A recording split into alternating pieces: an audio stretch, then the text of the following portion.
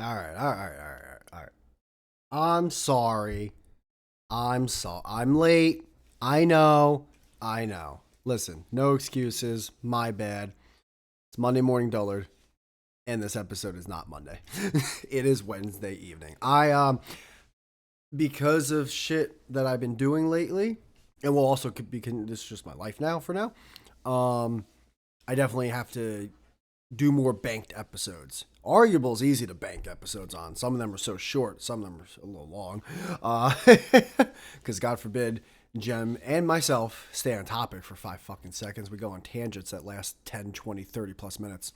Not even related to the fucking thing we're arguing about. But yes, I'm really sorry.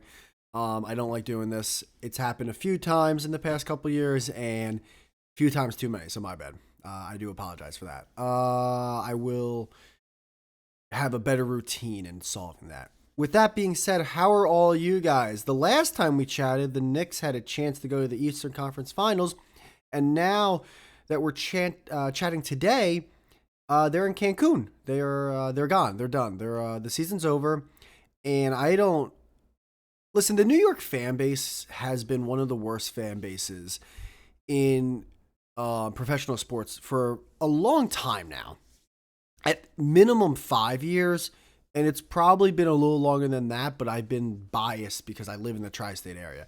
Um, our fan base sucks. The Yankee fan sucks. The Mets fans actually pretty. They're cool because they know they suck. Rangers fans blow. Knicks fans blow. Jets fans really blow. And Giants fans really fucking blow. I mean, like, god damn, like, dude, and I understand I'm not like talking about the Devils and the Islanders and but whatever. The overall, the New York fan base for sports has been brutal, just really bad, like vulgar, shitty fan base. So the this mindset of like, oh man, I understand they lost and everything, but like it was a great, I'm not. It's like, dude, they did not losing this series was not a good thing. Two things, really that go towards the fan base, and then I'll just talk about the overall series. And two things. One, losing the series wasn't a good thing. I don't care if the bus didn't get to MSG and they lost because of disqualification. They shouldn't have lost this series. They shouldn't have lost it. They should be in the Eastern Conference Finals right now. You're the number 2 seed in the East. You're coming into a series where you were the favorite. You're supposed to have this superstar of superstars in Jalen Brunson, who's a point guard in a pretty much a guard-driven league. Like, dude, they lost the series. It's shitty, and they shouldn't have lost the series. Enough should have been done to win the series. I understand injuries. I totally get that. And they, yes, a trillion% were injured all over the place. And if they got to play the Celtics and were injured as much as they were to end the series, with even Jalen Brunson breaking his hand and he wouldn't have played then against the Celtics, they probably would have got swept. However, you're supposed to be a better team than last year, a more championship contending team than last year. They played one extra game compared to last year. That's it. That's all they did. This is a shitty fucking way to end a season. And it shouldn't have ended in the second round. So I don't want to hear this whole, oh man, great job, guy. You really gave them hell. Fuck that, dude. There was a point in my life that I used to like pretend that I'm a fucking general manager. I'm not. I am at the end of the day a fucking fan. I have no stake in the team. I have no ownership in the team. The only people that can say that are Green Bay Packers fans. I am a fan. I want to be entertained, okay? I pay money at B-Dubs to eat wings. Fuck you, Jem, if you're listening. I buy beer. I pay a fucking... I pay to watch the games, kind of, in a way. I don't know. My parents do. I sign into their shit. Anyways, I pay my electric bill. I pay gas to get to the fucking bar or restaurant. I'm a fan. I want to be entertained. I'm not entertained watching a team that should have beat a Pacers team that was dogging you. I'm sorry, but when TJ McConnell, who is a borderline NBA player, he's not... Dude, the fact that I would listen to sports talk and see people on social media after the series go, I gotta admit, TJ McConnell's a dog. Look at his fucking stats throughout his career. He's not a dog. He bodied you. He bodied you. A team that's supposed to be tough. That was another thing that also pissed me off that no one talks about. How I was hearing, the Pacers are soft. The Knicks are so tough. I'm sorry. Last time I checked, the Knicks got their fucking doors what's it called? Knocked down? Or I don't know. Blown off. Whatever. The hinges. 2 out of the last 3 games. 1 being at MSG. Like DiVincenzo and everyone wants to push around people. It's like last time I checked, you guys got pushed around. They were coming in the paint all day. You guys didn't set up a hard foul. TJ McConnell is having his way with you. TJ fucking McConnell. He's not a good NBA player. It's like that DiVincenzo or whatever his fucking name was for the Cavs years ago. I will say TJ actually has more of a game than that guy. The guy that won the championship with the Cavs. That person actually was a terrible NBA player.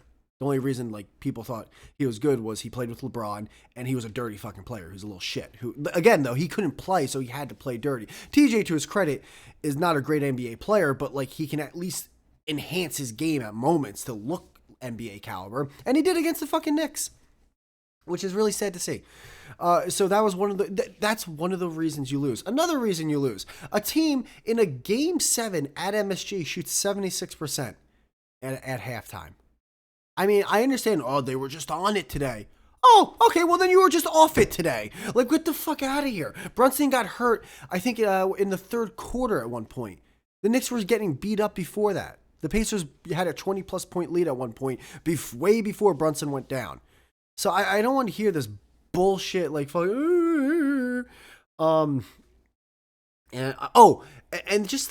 the other thing with Knicks fans, that, oh shit, who's hitting me up?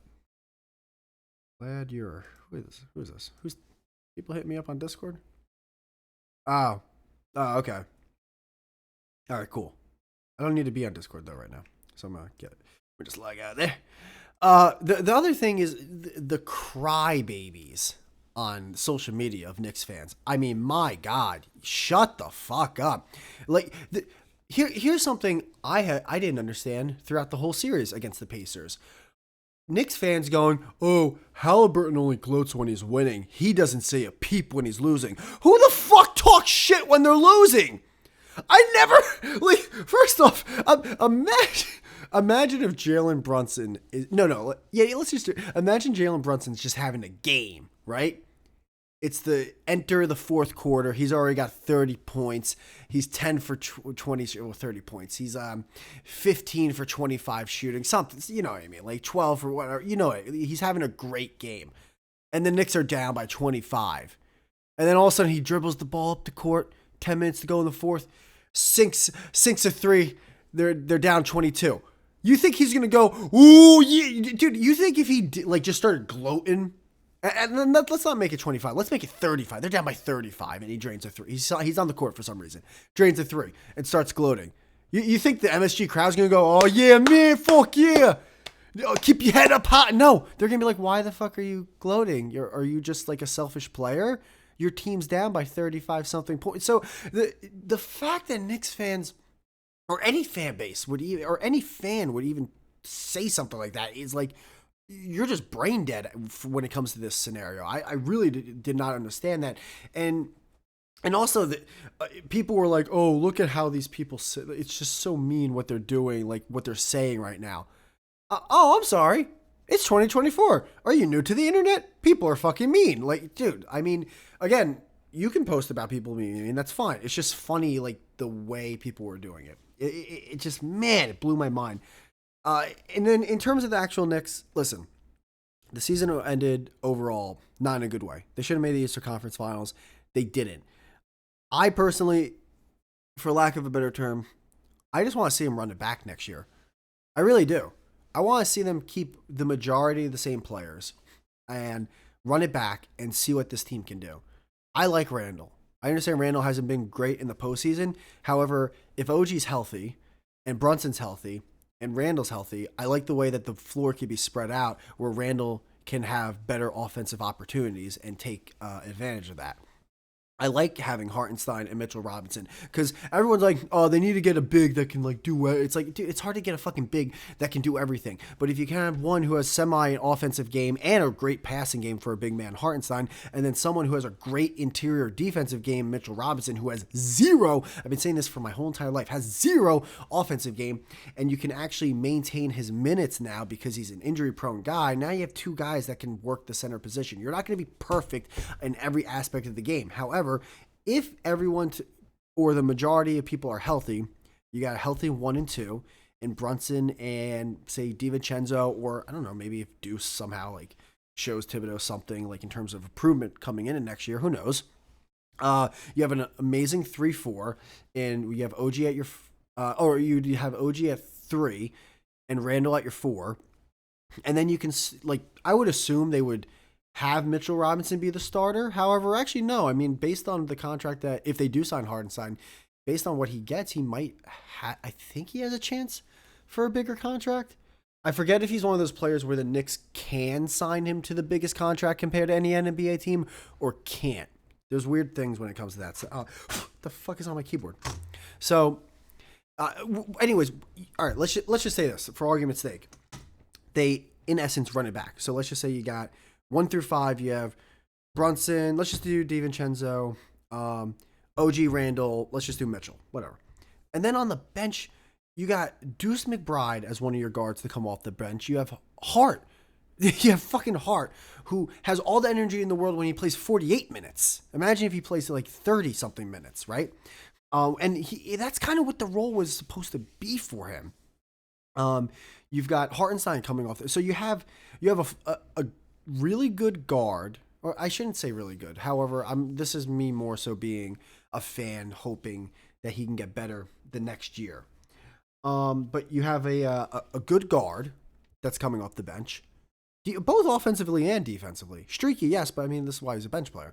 You have a great forward in Hart coming off the bench, and you have a serviceable center coming off the bench that can give you minutes. So that's 8 guys right there, and I'm trying to think who I'm missing. Like, obviously, Bogdanovic or Burks, take your pick. Either or might not even be on the team next year. Precious Achua, another forward that can go, and that in a way can play the center position. I really don't want him to, however, he kind of can. So it's just another big person coming off the bench. You have a full team. You have 9-10 guys you can play with, and that's not counting the really, really role players like Jericho Sims or anyone like that. Because obviously in the regular and this comes back to coaching. You gotta fucking listen, man. I understand, like, back in the day, players played this many minutes. It's like, yeah, but also back in the day, careers were shorter. So like, there's a reason why, like, one of the reasons why LeBron is the overall points leader in the NBA. I think he is, right? Yeah, is because of how long he's played. And I understand it's like, well, he's an outlier. It's like, well, hold on. Stars and key players in the NBA are playing way longer years than back in the day. I mean, Michael Jordan was one of the, if not the biggest basketball player ever, obviously. Like, it was a 6-year window, basically, he did that. And 2 of the years, he basically wasn't playing for the NBA for the most part. So these players now have way longer careers. So I understand load management and playing less minutes and all that. It pisses people off. And I understand that too, because I want, like I said earlier, I want to be entertained. But you also want, there's a yin and the yang. Like, you play less minutes and less games overall in the regular season, where, as you can see, seeding isn't the biggest deal in the world. And then, lo and behold, you play longer years, and now your window for a championship is longer. So, like, I hope people will start understanding that with the whole load management thing. So, anyways, I hope Thibodeau will understand that.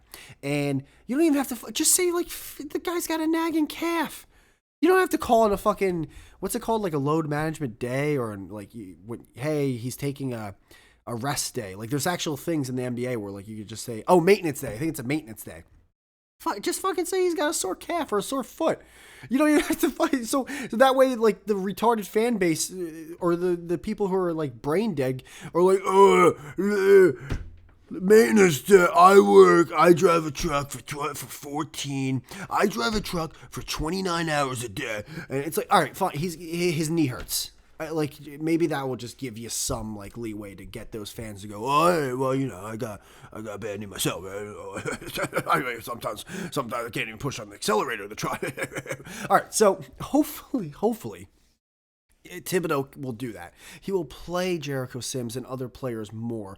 He will give guys some rest and more off days. He will wave the white flag when a game looks like it's way out of hand. That's okay to do. You don't win an NBA. Oh my God, my alarm's gonna go off. You don't win an NBA season in January. The Knicks had one of the best Januaries ever. Where are they now? They got knocked out again in the second round. So you don't win. You don't win a season in January. You win a season when the playoffs start. Okay? You don't want to be a play-in team, but god damn it, like if you're the 2 or the 3 or the 4 or the 5, like it's not worth grinding these guys to death.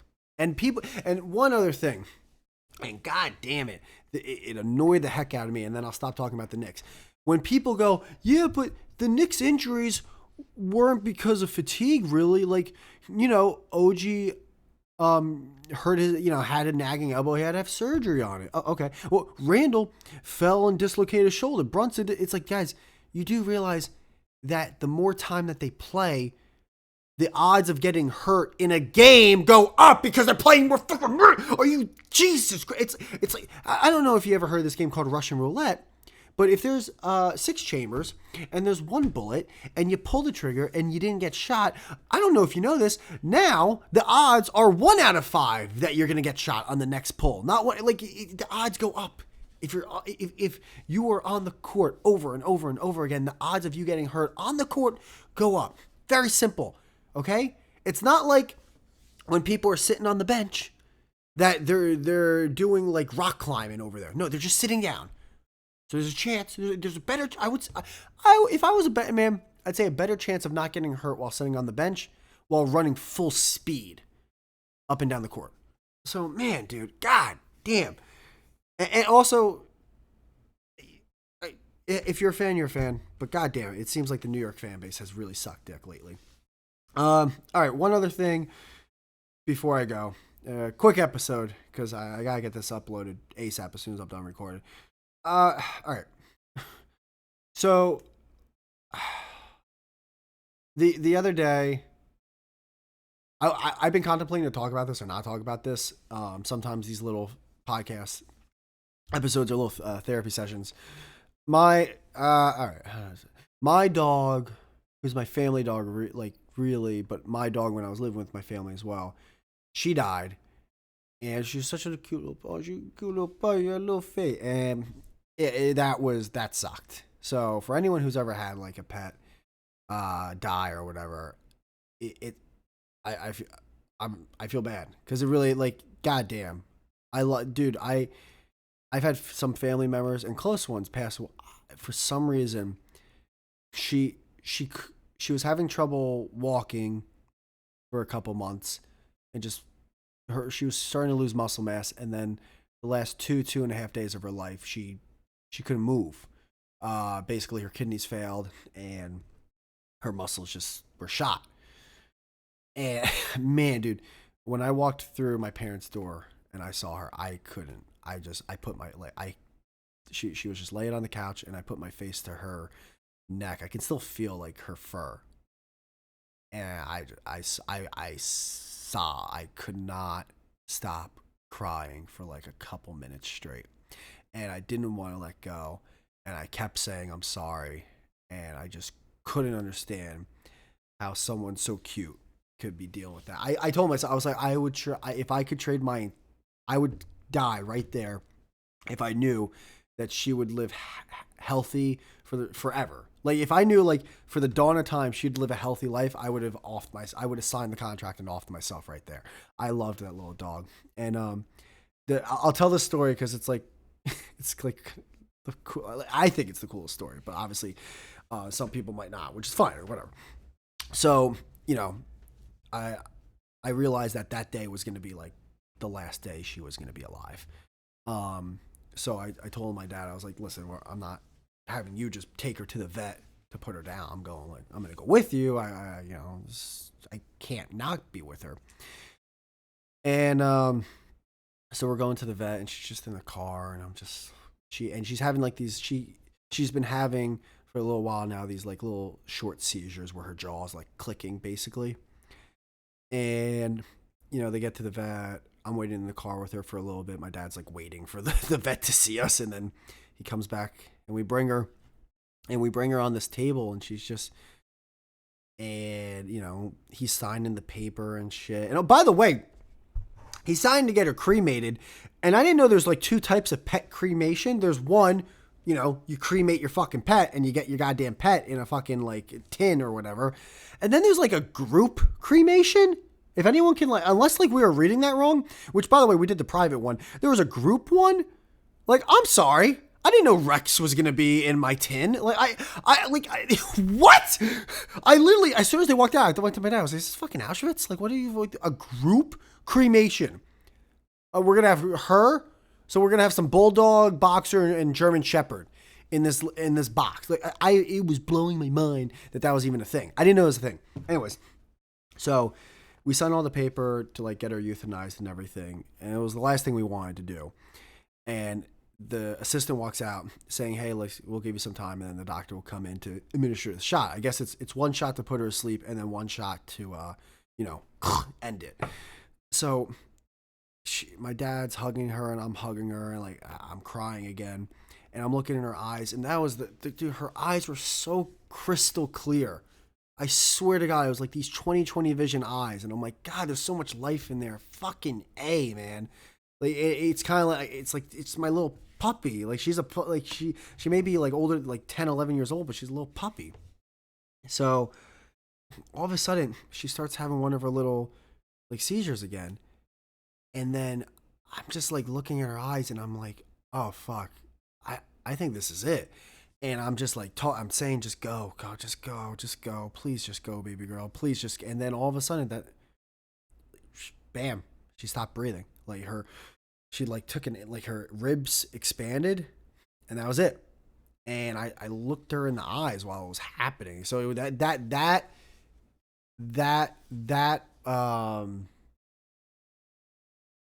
that scenario has been in my mind every single day since it's happened. And the first like 5 to 6 days, I thought about it like 1 to 3 times an hour. I just couldn't, like, I just saw, again, I never been to Nam or something. I never been to fucking the Gulf War or the Iraq War. I never murdered. Hey, I never murdered someone, but I've never seen anything that big or close to me. Just watch the life leave their face. And I just was like, fuck, and I was really sad because I knew she died, but I was really happy because she kind of did it on her own terms. She didn't get the shot. And I was just like, it was a unique feeling. And then the doctor comes in to check her vitals, and he goes, yeah, it's like really slow. And my dad's like, can we just give her the shot just so she doesn't feel the pain? And like 10, 15 seconds go by, checks the vitals again. And then he says, yeah, she's gone. And me and my dad were like, dude, she probably heard the bill to how much it was to euthanize her. And she was like, fuck that. No way. I'm not having these guys pay that shit. All right, I'll just off myself. We've been laughing about that for since it happened. But yeah, she was two main things that happened after that were, one, we got a moment with her. I give her like a hug and kiss. I just, oh my God, I can feel and smell her right now. She was just this little baby. But one thing was, that's it. She's just laying there, and like her one eye's open, just a little crack, and it's still crystal clear. And I was the last. My dad walked out, and then I walked out the door, and I looked back before I closed it, and I just said bye to her, and I just saw her face and closed it. But before I closed the door, I'm just like, I just saw her, and she looked like, it's like, come on, just jump off the table, like, let's go, like, you're still there, like come on, like, let's go hang out and play. But like, she wasn't, obvious, she was gone, and it's just really weird. Like, fuck, God, I just wish she could just jump off that table and be around for just a little bit more. And then I guess I wasn't handling it well for the first couple days, which is even my girl was like, have you ever had like a pet? I was like, nah, not like this. Like, we had a dog before her, but she was more my brother's dog. So this was kind of like my little baby. And I just was like, nah, I don't know why this is, but like, I can't get this out of my head. And then I had a dream. It was the funniest dream. So I had a dream. I was in my parents' basement, and it was clear. Like it was still messy because my dad's a pack rat, but it was more clear than usual. And I'm playing with her in the basement, but you guys don't know, but she was always afraid of the basement. She went into the basement like 2-3 times in her entire lifetime. Like she never went in the basement. And I'm playing with her, and I'm like, wait a minute, how am I playing with her right now? And I run up to my dad and go, hey, how am I playing with her right now? She like died. Like I like basically it's a dream, so it's a little weird and vague. But my dad goes, she never died. No, she's right there. She's just playing with you. Like, and I'm like, what the like? Wait, what? How did I invent? And then I woke up, obviously. And at first, I had the mindset of this is just me not accepting that she died. This is sadly me having a dream, not accepting that she's gone. And then either later in the day or the next day, I had this mindset of it's like, maybe it's more so that she isn't gone. Like she's dead, but she's not gone. Like, the whole she's going to live in my memory kind of thing. So that's given me a lot of peace thinking about that.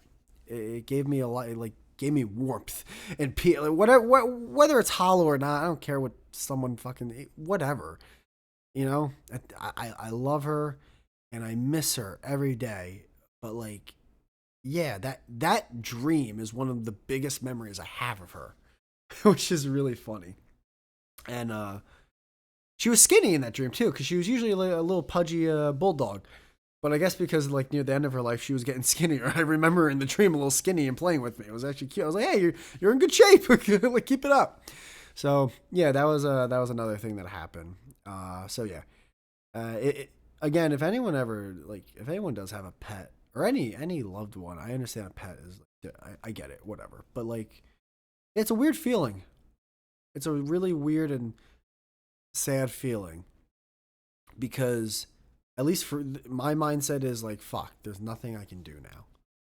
There's nothing I could do. And when she was here, that was enough. I felt guilty as if like, I just wish I could do something for her and I wasn't able to.